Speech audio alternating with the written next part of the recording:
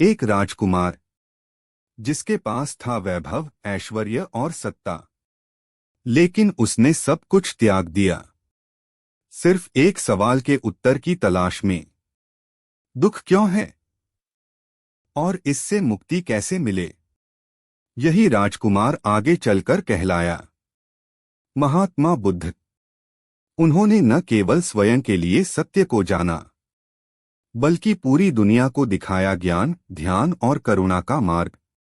आज से हम शुरू कर रहे हैं महात्मा बुद्ध की संपूर्ण गाथा, एक ऐसी कहानी जो बदल देगी आपका नजरिया, आपकी सोच और शायद आपका जीवन भी। तो आइए चलें इस आध्यात्मिक यात्रा पर, जहां हर पड़ाव पर है ज्ञान, शांति और मोक्ष की एक झलक। तो चलिए शुरू करते हैं। बौद्ध धर्म का भारत से बाहर विस्तार।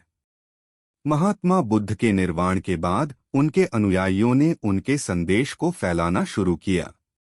सम्राट अशोक महान ने तीसरी बौद्ध संगीति के बाद अपने पुत्र महेंद्र और पुत्री संघमित्रा को श्रीलंका भेजा। यहीं से अंतर्राष्ट्रीय प्रसार आरंभ हुआ। दक्षिण एशिया में बौद्ध धर्म 2.1 श्रीलंका। महेंद्र और संघमित्रा के कारण यहाँ थेरवाद बौद्ध धर्म स्थायी रूप से स्थापित हुआ। अनुराधपुर, महाबोधि वृक्ष और तिस महाराजा की भूमिका उल्लेखनीय रही। आज भी श्रीलंका में बौद्ध धर्म प्रमुख धर्म है। 2.2 म्यांमार, बर्मा। थेरवाद परंपरा यहाँ भी प्रचलित है। बौद्ध भिक्षु समाज, संघ जीवन का अभिन्न अंग हैं। बगान शहर में हजारों प्राचीन बौद्ध स्तूप हैं। 2.3 थाईलैंड और लाओस। यहाँ के राजा स्वयं बौद्ध होते हैं। हर पुरुष जीवन में एक बार भिक्षु जीवन अपनाता है। थाई समाज में बौद्ध अनुशासन और ध्यान संस्कृति गहराई से जुड़ी हुई है। पूर्व एशिया में प्रसार 3.1 चीन। पहली शताब्दी में बौद्ध धर्म सिल्क रूट के माध्यम से चीन पहुंचा। ह्वेनसांग और फाहियान जैसे चीनी यात्रियों ने भारत की यात्रा की और बौद्ध ग्रंथों का अनुवाद किया। चीन में महायान परंपरा का प्रभाव है, विशेषकर चान, जो बाद में जापान में ज़ेन बना। 3.2 जापान। बौद्ध धर्म यहाँ 6ठी शताब्दी में कोरिया के माध्यम से पहुंचा। ज़ेन बौद्ध धर्म ध्यान पर आधारित शाखा यहाँ अत्यधिक प्रसिद्ध है। आज जापानी कला, संस्कृति और दर्शन में बौद्ध प्रभाव गहराई से समाया हुआ है। 3.3 कोरिया और वियतनाम। कोरिया में बौद्ध धर्म ने शिंतो परंपरा से समन्वय किया। वियतनाम में थेरवाद और महायान दोनों धाराएं हैं।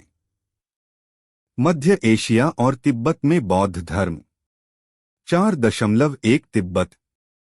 तिब्बती राजा सोंगसेन गंपो ने बौद्ध धर्म को तिब्बत में राजधर्म घोषित किया।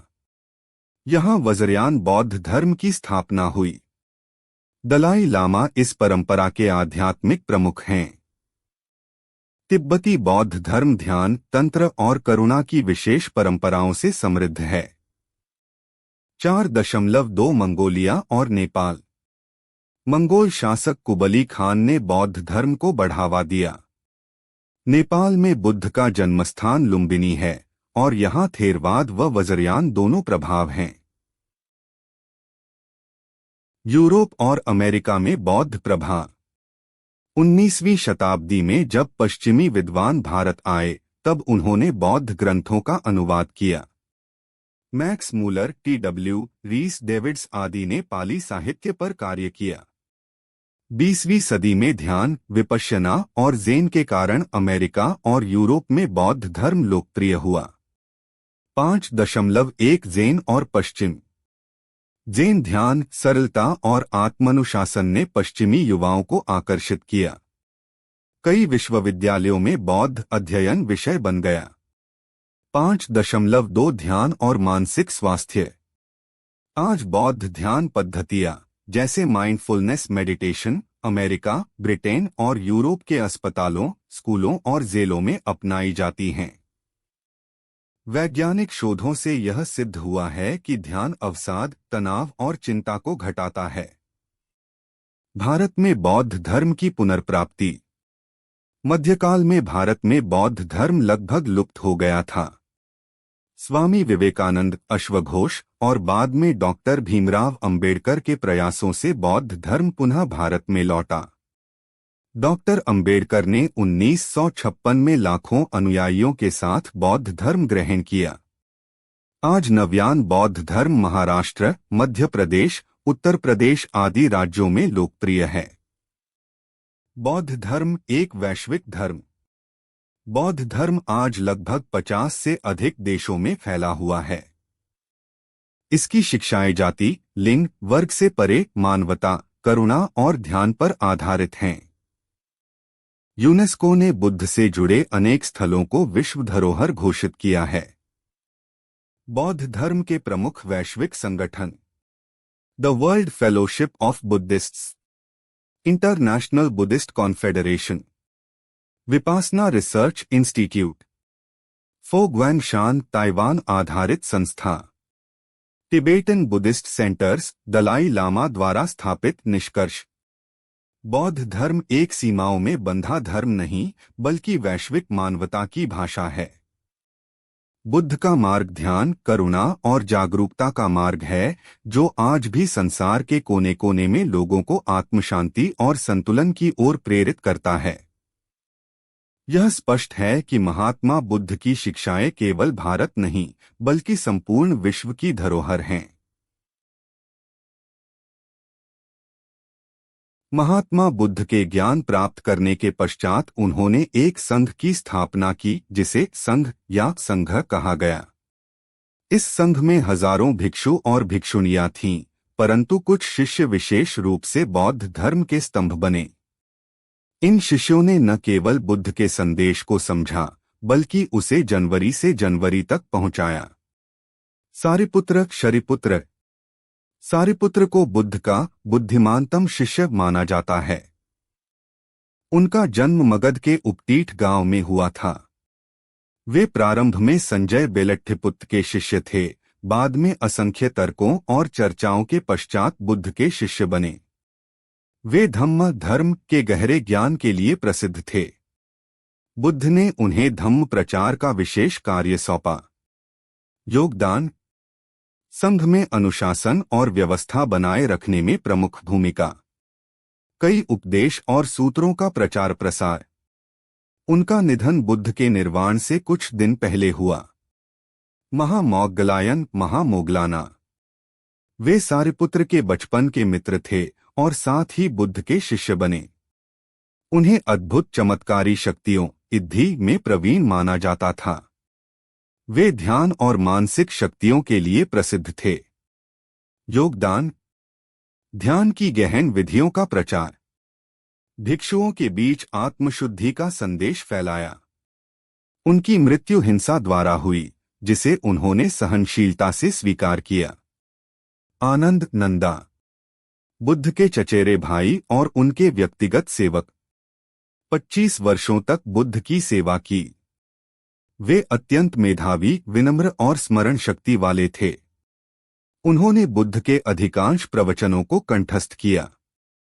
योगदान: प्रथम बौद्ध संगीति काउंसिल में उन्होंने 500 से अधिक सूत्रों का पाठ किया। एवं में सुतन। इस प्रकार मैंने सुना, सभी सूत्रों की शुरुआत आनंद के इन शब्दों से होती है। उनके कारण बौद्ध धर्म का मूल साहित्य संरक्षित हुआ। महाकश्यप, महक्यपा। तपस्वी और घोर साधक शिष्य। बुद्ध के निर्वाण के बाद संघ के पहले नेता बने। उन्होंने ही प्रथम संगीति का आयोजन किया, जिससे बौद्ध धर्म की एकता बनी रही। योगदान: बौद्ध परंपरा और अनुशासन की रक्षा। भिक्षुओं में अनुशासन और कठोर साधना की भावना बनाए रखी। ध्यान और सच्चरित्र जीवन के प्रेरक। उपाली उपली। पहले नाई थे, बाद में बुद्ध के कहने पर संघ में शामिल हुए। उन्हें विनय, संघ, अनुशासन के महान ज्ञाता के रूप में जाना जाता है। योगदान: बौद्ध संघ के अनुशासन नियमों को संकलित और संरक्षित किया। उनकी शिक्षा आज भी विनय पिटक में प्रमुख रूप से संग्रहीत है। विशाखा और सुवर्णा विस्खा सुचित प्रमुख महिला अनुयायी। विशाखा बुद्ध की एक प्रमुख महिला उपासिका थीं। उन्होंने संघ के लिए विहार, भोजन, वस्त्र आदि की सुविधा दिलाई। सुवर्णा वह महिला थीं जिन्होंने बुद्ध को ज्ञान प्राप्ति से पहले खीर का दान दिया था। योगदान: महिलाओं में धर्म प्रचार, भिक्षुणी संघ की स्थापना में योगदान। महास्ति बद्धदा कपिलानी महपचपत गौतम, बुद्ध की मौसी और पालक माता। वह पहली महिला थीं जिन्हें बुद्ध ने भिक्षुणी संघ में प्रवेश दिया। योगदान: भिक्षुणी परंपरा की स्थापना, महिलाओं को आत्मकल्याण का अधिकार दिलाने में ऐतिहासिक भूमिका। भिक्षु संघ का योगदान: बुद्ध के शिष्यों द्वारा संघ की व्यवस्था इतनी सशक्त की गई कि वह हजारों वर्षों तक सुरक्षित रहा। उन्होंने धर्म का मौखिक और व्यक्तिगत प्रचार किया, कागज या किताब की आवश्यकता नहीं पड़ी। संगीती काउंसिल की परंपरा से विचार, शिक्षा और ग्रंथों की रक्षा होती रही। शिष्यों के जीवन से प्रेरणा: हर शिष्य ने अपने अपने गुणों जैसे बुद्धि, ध्यान, अनुशासन, सेवा, करुणा के माध्यम से बौद्ध धर्म को संजोया। उन्होंने दिखाया कि मोक्ष केवल सन्यासियों का मार्ग नहीं, बल्कि सामान्य जन भी ध्यान, सेवा और सत्कर्म से आत्मकल्याण पा सकते हैं। निष्कर्ष: महात्मा बुद्ध के शिष्य केवल अनुयायी नहीं थे, बल्कि उनके विचारों के सच्चे वाहक और प्रचारक थे। उनके कारण ही बौद्ध धर्म भारत से लेकर पूरी दुनिया में फैला। बुद्ध के उपदेशों की ज्योति इन शिष्यों ने अपने जीवन की साधना और सेवा से पूरे संसार में फैलाई। त्रिपिटक शब्द का अर्थ है 3 टोकरी या 3 संग्रह। यह बौद्ध धर्म का सबसे प्रमुख और प्राचीन ग्रंथ संग्रह है, जिसमें बुद्ध के उपदेश, संघ के नियम और दार्शनिक विचार शामिल हैं। त्रिपिटक को 3 भागों में बांटा गया है: विनय पिटक, सुत्त पिटक, अभिधम्म पिटक। विनय पिटक विनया पिताका। यह संघ के अनुशासन का संग्रह है। भिक्षुओं और भिक्षुणियों के लिए नियम, आचार संहिता और जीवन शैली के निर्देश। बुद्ध ने संघ में शुद्धता और अनुशासन बनाए रखने के लिए ये नियम बनाए। इसमें संघ के प्रति व्यवहार, भिक्षु जीवन के नियम और पाबंदियों का वर्णन है। यह भिक्षु समाज की नैतिक और सामाजिक व्यवस्था का आधार है। सुत्त पिटक सुत्ता पिताका। यह बुद्ध के प्रवचनों और उपदेशों का संग्रह है। इसमें विभिन्न प्रकार के संवाद, शिक्षाएं और ध्यान विधियां हैं। सुत्त पिटक को 5 निकायों में बांटा गया है: दिग्गम दीघा निकाया लंबे प्रवचन, मज्जहिम मज्जिमा निकाया मध्यम आकार के प्रवचन, संगित्त संयुक्ता निकाया विषयवार समूहीकृत प्रवचन, अंगुत्तर अंगुत्तरा निकाया संख्यात्मक रूप से वर्गीकृत प्रवचन, खुद्दा खुद्दा का निकाया छोटे ग्रंथों का संग्रह, अभिधम्म पिटक अभिधम्मा पिताका। यह बौद्ध दर्शन और मनोविज्ञान का गहन विश्लेषण है। इसमें मन, मानसिक अवस्थाएं और कर्म के सिद्धांतों का वर्णन है। अभिधम्म का उद्देश्य बुद्ध के उपदेशों को वैज्ञानिक और दार्शनिक दृष्टिकोण से समझना है। यह भाग बहुत जटिल और गूढ़ है, जो साधकों और विद्वानों के लिए उपयोगी है। त्रिपिटक की रचना और संग्रहण प्रक्रिया। बुद्ध ने अपने जीवन काल में कोई लिखित ग्रंथ नहीं छोड़ा। उनके उपदेश मौखिक रूप में प्रसारित हुए। बुद्ध के निर्वाण के बाद प्रथम बौद्ध संगीति काउंसिल में इन उपदेशों को कंठस्थ करके संघ के सदस्यों के बीच व्यवस्थित किया गया। इस कंठस्थ सामग्री को बाद में विभिन्न बौद्ध समुदायों ने अलग अलग भाषाओं में लिपिबद्ध किया। पाली भाषा में त्रिपिटक का सबसे प्राचीन और व्यापक संस्करण मिला है, जो थेरवाद बौद्धों द्वारा आज भी उपयोग होता है। अन्य भाषाओं में संस्कृत, तिब्बती, चीनी और जापानी में भी त्रिपिटक के संस्करण मौजूद हैं। त्रिपिटक का बौद्ध धर्म में महत्व। यह ग्रंथ बौद्ध धर्म की आधारशिला है। विनय पिटक संघ को एकजुट और अनुशासित बनाता है। सुत्त पिटक साधारण लोगों और साधकों के लिए बुद्ध के ज्ञान का स्रोत है। अभिधम्म पिटक से बौद्ध दर्शन और ध्यान की गहन समझ प्राप्त होती है। त्रिपिटक से बौद्ध धर्म के नियम, आचार और दर्शन पीढ़ी दर पीढ़ी सुरक्षित रह सके। त्रिपिटक और बौद्ध धर्म की आधुनिक पुनरावृत्ति। आधुनिक युग में त्रिपिटक का अनुवाद और अध्ययन बढ़ा है।